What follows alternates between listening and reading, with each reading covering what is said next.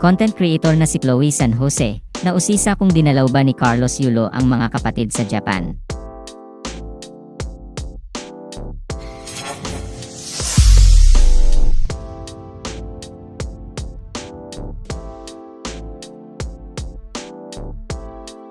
Nausisa ang content creator na si Chloe San Jose na nagkaroon nga ba sila ni two-time Olympic gold medalist Carlos Yulo ng pagkakataong madalaw sina Carl Eldrew at Elaiza sa Japan.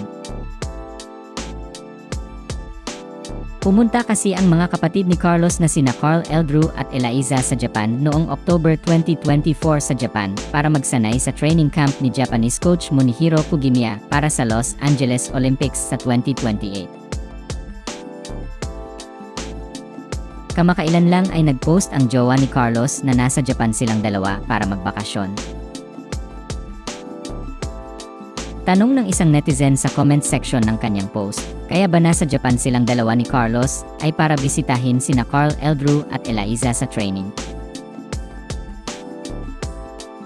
Ayon kay Chloe, nag-reach out daw sila sa mga kapatid ni Carlos pero hindi raw nangyari dahil masyado raw busy ang dalawa. Sa ngayon ay wala pang pahayag, tugon, o reaksyon ang KG Management Incorporated tungkol dito. Matatanda ang nakasungkit ng gintong medalya si Carl Eldrew sa individual all-around, floor exercise, steel rings, at vault event ng Juniors Division para sa men's artistic gymnastics. At nakakuha rin siya ng silver medal sa parallel bars event at team event ng Juniors Division para sa men's artistic gymnastics sa 3rd JRC Artistic Gymnastics Stars Championships 2024 na ginanap sa Bangkok, Thailand.